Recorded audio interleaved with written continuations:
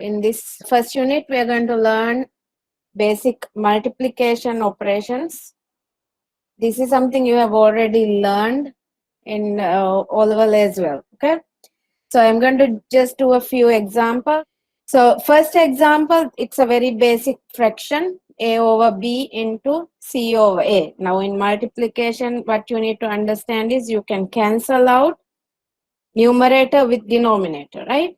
So since a is common, we can cancel it out, 1a in the numerator of the first fraction and the second a in the denominator of the second fraction. So finally, you're left with c over b.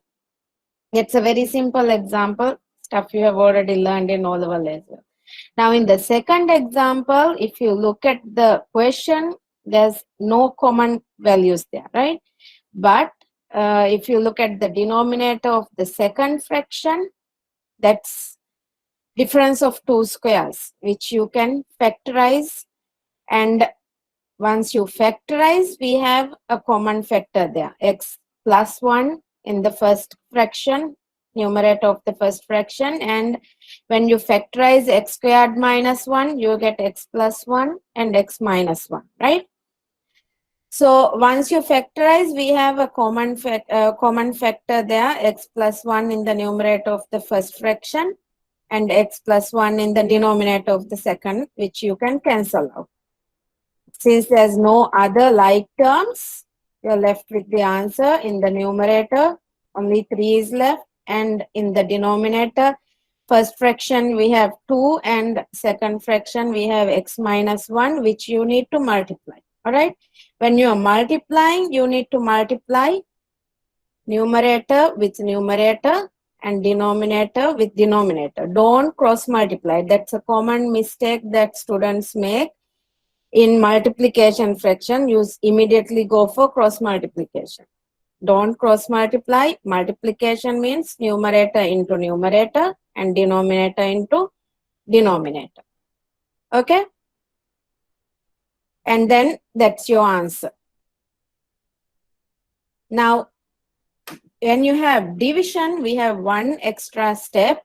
You have learned division since primarily, right? When you have two fractions and a division sign in the middle, we have to change it into a multiplication. So the first fraction does not change.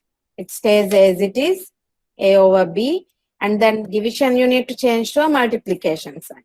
Okay, you can't do fractions with a division. So the division you need to change into a multiplication, and the second fraction you need to take the reciprocal, turn it over. All right, the whole procedure is 1 divided by a over c, but you just show it in one step. Just take the reciprocal. Okay, so once you have changed it into a multiplication operation, do what you just did earlier. Cancel the common denominators and numerators, and finally multiply to get your final answer. So since a gets cancelled out, in the numerator you are left with c, and in the denominator you are left with b. Okay. Now in the second one, again we have some extra work here, because there's no common factors here. So let's do the first step first. First fraction doesn't change. Remember that. Okay. First fraction will be as it is. The division changes to a multiplication. And the second one, you need to take the reciprocal. Just turn it over. Denominator becomes the numerator, and the numerator becomes the denominator. Okay. So this you need to do every time you have the division sign in between two fractions. Now, once you have done that, again, you can still see there's nothing common there that we can cancel, but you can see the second fraction. The second fraction has both with numerator and denominator, which can be factorized. So first we need to factorize that. Okay. So first fraction, it's in the simplest form. There's no common factors. So we are going to leave it as it is. And again, that multiplication sign. Now the numerator is difference of two squares. That's x squared and 16 is 4 squared. Okay. So there's no steps here. You need to identify the square numbers and then just write one with a plus, the other one with a minus. So x squared minus 4 squared gets you that 16. So x plus 4 and x minus 4. The denominator is just a simple factorization. So here also not much of a step there. Just take out the common factor. 3 is common. Take it out and you're left with x plus 2. So when you multiply these out, when you multiply these one, you should get that, right? And when you multiply that, you should get that 6. So once all the numerators and denominators are factorized, then only you go for the cancellation. Okay? Make sure you have factorized it completely, because otherwise sometimes you don't get the common factors that you can cancel out. So we are cancelling out. We have x plus 2 on the first fraction and x plus 2 on the second fraction. Now you can even cancel out in the same fractions if there are common factors. All right. But here we don't have, right? And x plus 4 in the first fraction and the second fraction.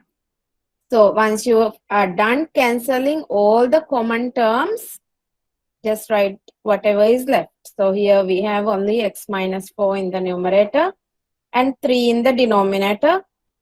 No need to multiply anything. You just write what's left. Okay. Now this is a little bit of complicated one. All right. It looks complicated, but it's fairly simple because we are going to use our calculators to factorize this. We are not going to do these are all trinomials. We need to factorize all that. So we are going to use our calculators to factorize. So first step, of course, we need to change that division into a multiplication. Other than that, the first two fractions, there's no problem. The first one, as it is, you can write. Since there's a multiplication, the second one also, you can write as it is. All right? These two are exactly same because it's a multiplication. Now, if there was a division here, you need to find the reciprocal of that one as well. All right? Write the reciprocal of that one as well. But since it's a multiplication, we are just writing as it is. And then the third one in front of it, it's a division. So we are changing it to a multiplication. And the third fraction needs to be written as a reciprocal. Now they are asking you to simplify this and find the answer in the form of a over b, where a over b are integers. So first step, you need to factorize. Now, when you are given like this, look and check all the terms if it can be simple factorized first. All right. Now, for the first term, we have 2, 11, and 40. No common factors. So, we can't do anything with that. And here there's a 1. Again, we can't factorize that using simple factorization. No common factors, right? Here also same way, 1. But in this one, 6, 3, and 45. Now that we can factorize, right? So that denominator we can factorize.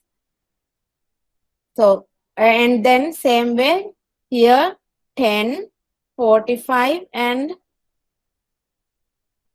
45.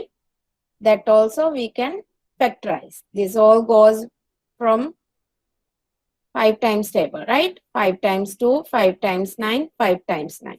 Now this one, it's 3 times table. 3 times 2, 3 times 1, and 3 times 15. Now this also 8, 20, 48. We have a common factor, right? It all goes by 4 times. 4 times 2, 4 times 5, and 4 times 12.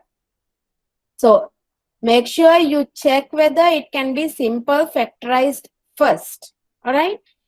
Otherwise, sometimes you don't get those common factors. Sometimes you don't get these integer values. So we are going to factorize this by simple factorization first. All right. So these 3 becomes 5 bracket 2x squared minus 9x plus 9. And this one becomes 3 common factor out 2x squared minus x minus 15. And this is 4 common factor out 2x squared plus 5x minus 12. Now these blue ones, they didn't have any common factor, so we can't simple factorize them. Once you're done with the simple factorization, you can move on to factorizing it by trinomial. All right, factorizing the trinomials. Now this you can do using your calculators. You don't have to show all the steps depending on the marks. Now in this question, you don't need to show all the steps. You can just use your equation mode in the calculator, find the solutions, just type in this, you will get the solutions. X is equal to 8, which means the factor would be x minus 8, all right? And then here you would get the solution, x is equal to minus 5 over 2. When you solve it in the calculator, now if you have your calculator, you can try it now, all right?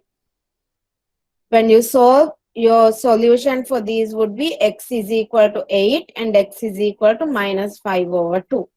Now, since it's plus 8, your factor would be x minus 8. All right? Because when you solve it, it comes like x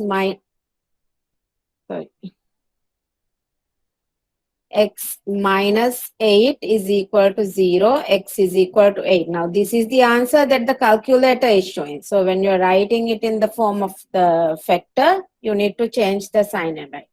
Now, this would be x is equal to minus 5 over 2. That's what you will see in your calculator. So, when you write it as a factor, that 2 multiplies with the x, 2x, and that minus 5 comes to this side, getting you that plus 5. All right. So once you get the solutions from the calculator, you can write the factors. So same way for the denominators, just type in that in the equation mode. A is equal to 1, B is equal to minus 4, C is equal to minus 32. And you would get x solutions plus 8 and minus 4. Now when you write the factors, it becomes minus x minus 8 and x plus 4. Okay. So same way, factorize all the terms. Now once you have factorized all the trinomials, you can start cancelling out the common terms. Now we have 8x minus 8 common, 2x plus 5 common, x plus 4 is common.